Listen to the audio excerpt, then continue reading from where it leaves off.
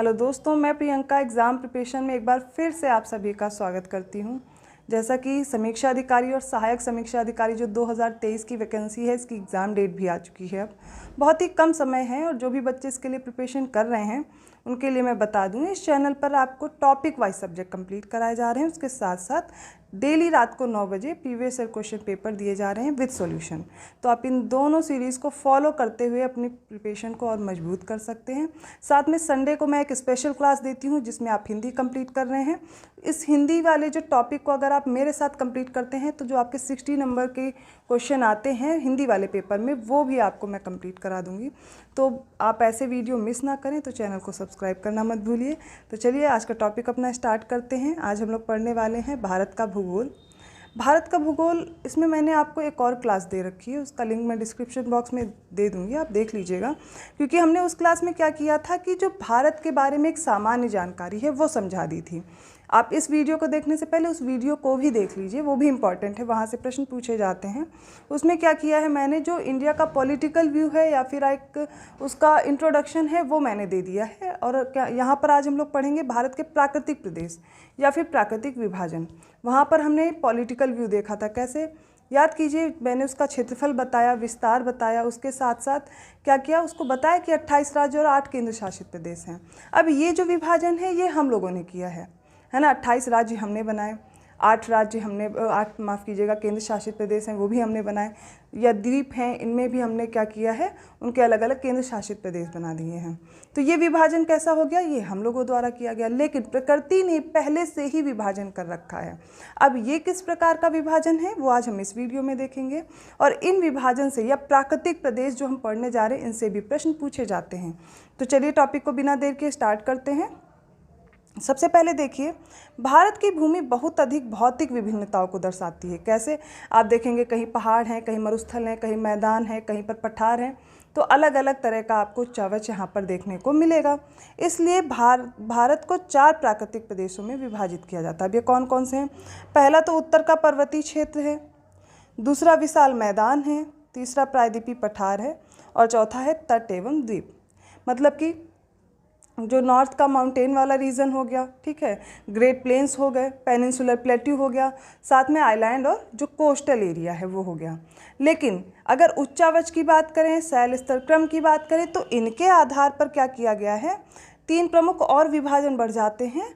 और यहाँ पर अभी आपने देखा है 4 दिए गए हैं, लेकिन यहाँ पर अब देखेंगे 6 हो जाएंगे, ठीक है, अलग अलग हो जाएंगे, माफ़ कीजिएगा 2 बढ़ेंगे। कौन कौन से, अब वो हम लोग देखते हैं। पहला देखिए उत्तरी पर्वत है, नॉर्थ माउंटेन्स है, ठीक है। दूसरा सिंधु गंगा मैदान, ठीक है, जो इंडस गंगा वाला प्लेन है उसके बारे में बात की जा रही है, इसको बोलते हैं नॉर्थ इंडियन प्लेन। तीसरा है थार मरुस्थल, थार डेजर्ट के बारे में पढ़ना है। फोर्थ है मध्य उच्च भूमि और दक्कन का पठार, ठीक है, मिडिल हाईलैंड जो है उसके साथ साथ डेक्कन प्लेट्यू पढ़ते हैं। फिफ्थ है कोस्टल प्लेन्स या फिर तटीय मैदान, और सिक्स्थ है अपतटीय सागर और द्वीप, इसमें आइलैंड्स आ जाते हैं। तो ये 6 तरह का क्लासिफिकेशन है और ये मेजर क्लासिफिकेशन आपको याद ही रखना है। ऐसा पूछ लिया जाता है कि उच्चावच के आधार पर या भारत का जो भौतिक विभाजन है वो कितने प्रकार से किया गया है। अगर ऑप्शन में 6 दिया गया तो आपको 6 ही टिक करके आना है, ठीक है, क्योंकि एनसीईआरटी में भी 6 तरह से क्लासिफिकेशन आपको दिया गया है। अब इन 6 टॉपिक को, यहाँ पर जो 6 अलग अलग क्लासिफिकेशन हैं इनको एक एक करके हम लोग समझेंगे। तो आज सबसे पहले हम नदर्न माउंटेन्स करने वाले हैं या फिर उत्तर का जो पर्वतीय प्रदेश है उसको कंप्लीट करेंगे। अब उत्तर का पर्वतीय प्रदेश या नदर्न माउंटेन की जब हम बात करें, अब इसकी जो बनावट है या ये इसका निर्माण कैसे हुआ, सबसे पहले बात तो इसी की करेंगे कि इसका निर्माण कैसे हुआ। अब इसकी उत्पत्ति और उत्थान को लेकर के वैसे तो बहुत सारी थ्योरी हैं, लेकिन एक जो इम्पॉर्टेंट थ्योरी है जो ज़्यादा हम लोग उसको महत्ता देते हैं वो है प्लेट विवर्तनिक सिद्धांत। अब इस सिद्धांत के आधार पर आप देखेंगे क्या हुआ कि जो 2 महाद्वीप थे, ठीक है, वो 2 महाद्वीप आपस में टकराए और उनके टकराने की वजह से क्या हुआ, हिमालय पर्वत का निर्माण हुआ। मतलब अब इसको समझिए, जैसे कि यहाँ पर दिया गया है, बहुत साल पहले की बात है। देखिए इन जो महाद्वीपों का निर्माण हुआ है, यहाँ पर देखिए इस मैप के जरिए से आप समझेंगे, जो इमेज दी गई है यहाँ पर आप देखेंगे, जैसे कि ये इमेज है, पहले कैसा था फिर कैसा हुआ, ऐसे है ना, ऐसे निर्माण होता है। तो अलग अलग 2 महाद्वीप थे। अब ये इनमें क्या हुआ, जब आपस में टकराव हुआ तो इनके टकराने की वजह से जो बीच की भूमि थी जहाँ पर टकराए, वहाँ का बीच का स्थान क्या हुआ, ऊपर की ओर उठ गया। अब वो ऊपर की ओर उठने की वजह से वहाँ पर क्या हुआ, फोल्ड पड़ गया, क्योंकि बहुत दबाव के साथ ही ऊपर उठा। तो उसकी वजह से क्या हुआ, इस तरह हिमालय का निर्माण हुआ। दो अलग अलग प्लेट है, आपस में आकर के टकराई और हिमालय का निर्माण हुआ। इसीलिए यह नवीन मोड़दार पर्वत है। याद रखिएगा, कई बार प्रश्न पूछा गया, हिमालय न्यू फोल्डेड माउंटेन है। ठीक है, तो टकराने से क्या हुआ, हिमालय पर्वत यहाँ पर स्थित है और इसके बीच में जो सागर था, जिनके बीच में ये महाद्वीप टकराए, उसका नाम था टेथिस सागर। क्या नाम था, टेथिस सागर।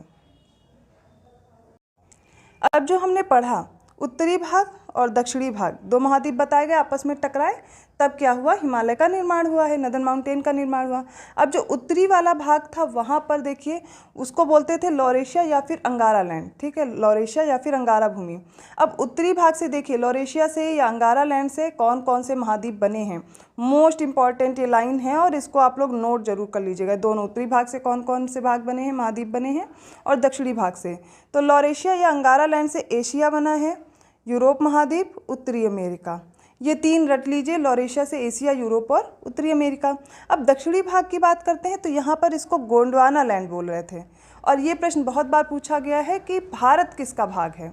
तो भारत क्या है, गोंडवाना लैंड का भाग है। कैसे, देखिए यहाँ पर अफ्रीका हो गया, दक्षिण अमेरिका हो गया, ऑस्ट्रेलिया है, भारतीय प्रायद्वीप है, मेडागास्कर है और अन्य जो हैं महाद्वीप उसके बाद, वो सारे क्या हैं, गोंडवाना लैंड के भाग हैं या फिर दक्षिणी भाग के यहाँ पर पार्ट रहे हैं। टेथिस सागर के दक्षिण के भाग में एक महाद्वीप है, था, अभी है नहीं, मतलब बहुत साल पहले की मैं बात कर रही हूँ। कैसे निर्माण हुआ है वो जानकारी दी जा रही है, जिसे गोंडवाना भूमि कहा गया, जिसके अवशेष आज भी दक्षिण अमेरिका के पूर्वी भाग, अफ्रीका प्रायद्वीप, अफ्रीका का जो भाग हो गया और भारत का जो प्रायद्वीपीय भाग हो गया, और उसके साथ साथ ऑस्ट्रेलिया, उसमें आज भी विद्यमान है। टेथिस सागर के उत्तर में ऐसा ही महाद्वीप स्थित था जिसको अंगारा भूमि कहते थे। मतलब आप ऐसे समझिए, इमेज से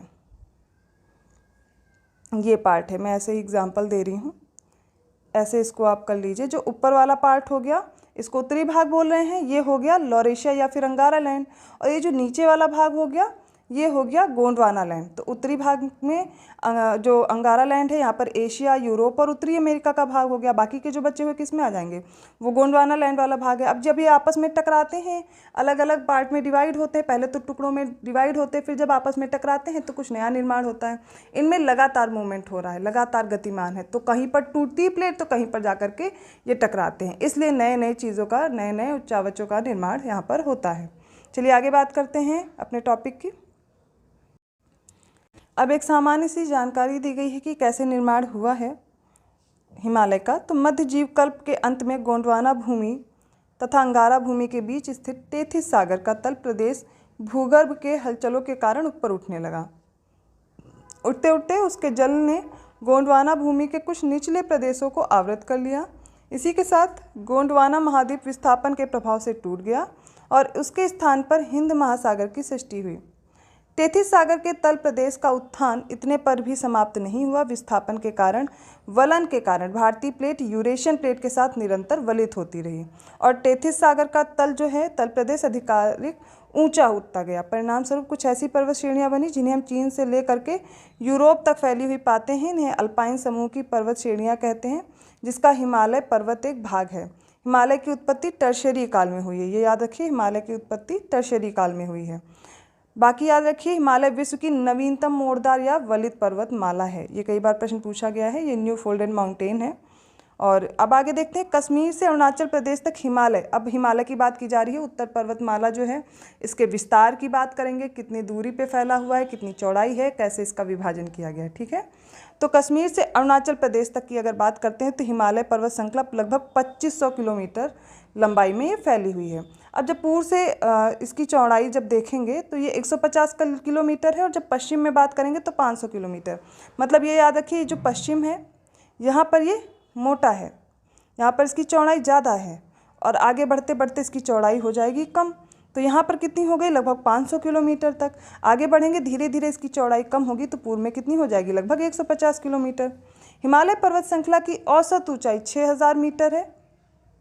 अभी हमने किसकी बात की, सबसे पहले लंबाई कितनी है, यहाँ से यहाँ तक 2500 किलोमीटर। फिर हमने बात की चौड़ाई, यहाँ पर 500 किलोमीटर पश्चिम में, पूर्व में लगभग 150 किलोमीटर तक फैला है। फिर इसकी औसत ऊंचाई की बात करते हैं, जो इसकी चोटियाँ हैं वो लगभग 6000 मीटर की, कुछ तो इससे भी ऊंची हैं, तो एवरेज एक ली जा रही हाइट, औसत ऊंचाई 6000 मीटर है।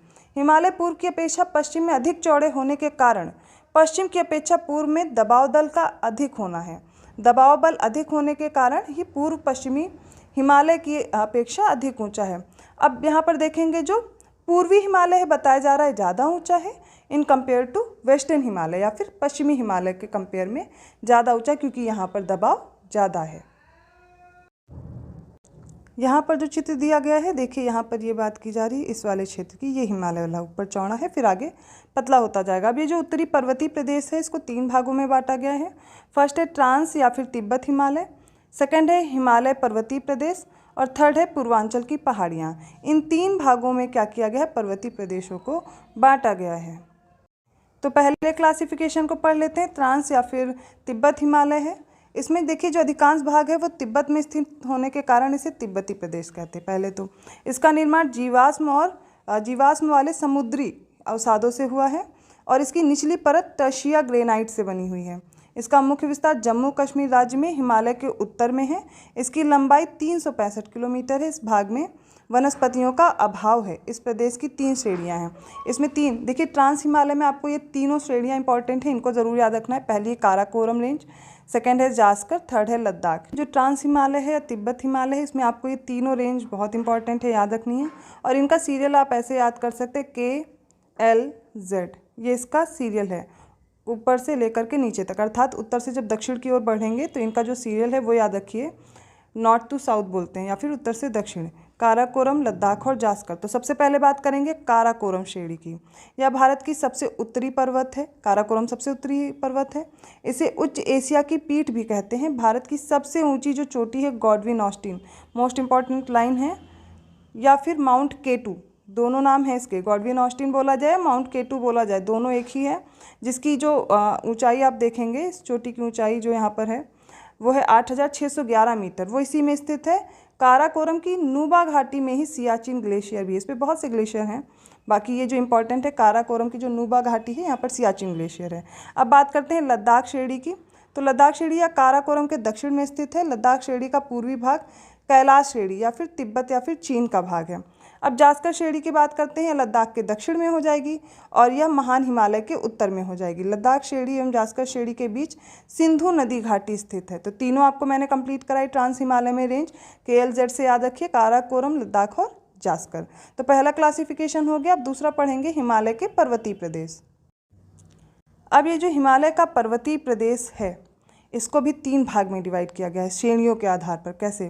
हिमालय पर्वतीय प्रदेश 3 समानांतर श्रृंखला के रूप में, जो उत्तर से दक्षिण के क्रमशः इस प्रकार है। पहला है बृहत हिमालय, दूसरा है लघु हिमालय, तीसरा है उप हिमालय। ठीक है, बृहत हिमालय मतलब आप ग्रेट हिमालय बात कर सकते हैं, लघु मिडिल वाला हो गया, और उप हिमालय या फिर बाय जो शिवालिक रेंज है। इन तीनों को हमें एक एक करके पढ़ना है। सबसे पहले बात करते हैं ग्रेट हिमालयन रेंज, या जिसको हिमाद्री भी बोलते हैं। बृहत हिमालय यह सिंधु नदी के घाट से अरुणाचल प्रदेश में ब्रह्मपुत्र नदी तक के मोड़ तक फैली हुई है। विश्व की जो भी सर्वाधिक ऊंची चोटियां हैं वो इसी श्रेणी में पाई जाती हैं, जैसे कि माउंट एवरेस्ट हो गया, सागर माथा हो गया, नंदा देवी हो गई, ये सारी इसी पे मिलेंगी। माउंट एवरेस्ट या सागर माथा इसकी सबसे ऊंची चोटी है। इसी श्रेणी के मध्य भाग में गंगा, यमुना और उसकी सहायक नदियों का उद्गम भी है।